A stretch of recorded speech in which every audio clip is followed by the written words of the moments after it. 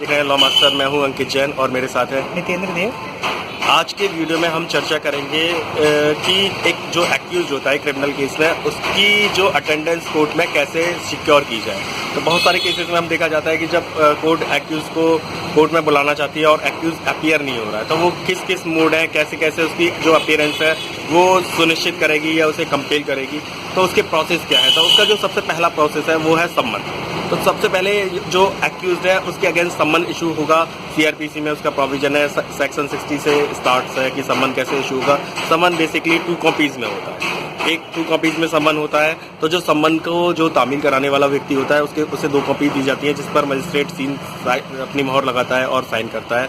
और उन 2 कॉपीज में से एक कॉपीज उस एक्यूज को प्रोवाइड की जाएगी और दूसरी कॉपी होगा उसकी बैक पर उसके जो एक्यूज है उसके साइन कराए जाएंगे और उसको वापस कोर्ट में लाया जाएगा, जिससे उस सम्मन की कोर्ट उस एक्यूज पर तामील हो जाए। ये सम्मन की तामील किस पर कराई जाएगी? तो ये भी बड़ा इंपॉर्टेंट है। तो सम्मन की तामील किसी भी एडल्ट मेल मेंबर्स पे कराई जा सकती है। ये बड़ा इंपॉर्टेंट है। किसी भी अगर एक्यूज खुद ना मिले तो उसके परिवार के कोई एडल्ट मेल मेंबर। यहाँ 2 चीज इंपॉर्टेंट है। एक तो वो फैमिली मेंबर होना चाहिए, यानी ऐसा व्यक्ति जैसे सर्वेंट है, servant is not a family member, वो फैमिली मेंबर। और दूसरा वो मेल होना चाहिए। फीमेल पे अगर कराइए तो वो क्रिमिनल लॉज में सफिशिएंट नहीं है, सिविल में तो सफिशिएंट हो जाती है लेकिन क्रिमिनल में सफिशिएंट नहीं है। तो ये है पहला प्रोसेस।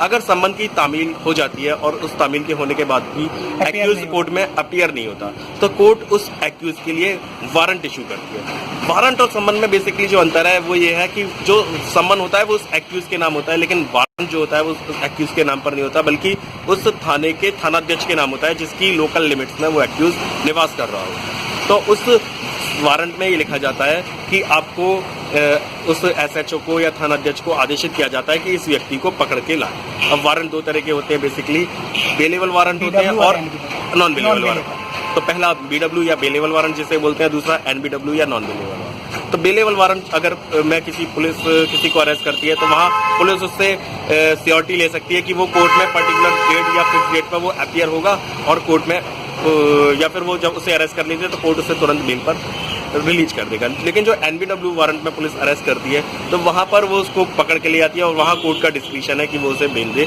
या ना दे। तो इस तरह 3 स्टेप्स हुए। सबसे पहले फर्स्ट ऑफ ऑल कोर्ट सम्मन इशू करती है। सम्मन के बाद नहीं अपीयर होता तब बेलेबल वारंट, और बेलेबल के बाद नहीं होता तो नॉन बेलेबल वारंट। जैसे सर इसके बाद फिर 82, 83 तो वो भी है। अगर वारंट कभी कभी बहुत सारे अभियुक्त ऐसे होते हैं, अभियुक्त ऐसे होते हैं जो वारंट से बचते हैं। तो वारंट से जो बच रहे हैं और जानबूझकर ये कोर्ट का समाधान हो जाता है कि वो अब एक्यूज जानबूझ के अपीयर नहीं हो रहा, तो उनके अगेंस्ट 82 की प्रोसीडिंग इशू कर दिए। 82 में होता है प्रोक्लेमेशन। प्रोक्लेमेशन मीन्स उसको ना वो 83 में वो प्रोक्लेमेशन में उसको भगोड़ा घोषित कर दिया जाता है कि अभी ये प्रोक्लेम्ड हो गया। प्रोक्लेम्ड ऑफेंडर होता है और जब वो प्रोक्लेम्ड हो जाता है उसके 30 दिन बाद उसका अटैचमेंट या 83 उसके अगेंस्ट 83 की प्रोसीडिंग हो जाती है, या जिसे हम अटैचमेंट कहते हैं। तो ये सारी जो प्रोसेस है ये किसी एक्यूज की अपीयरेंस या अटेंडेंस कोर्ट में सुनिश्चित करने के लिए होती है। सबसे पहले सम्मन इशू होता है, फिर बेलेबल वारंट होता है, फिर नॉन बेलेबल वारंट होता है, फिर उसके बाद 82 प्रोक्लेमेशन होता है और फिर 83 में उसका अटैचमेंट हो जाता है। और बेसिकली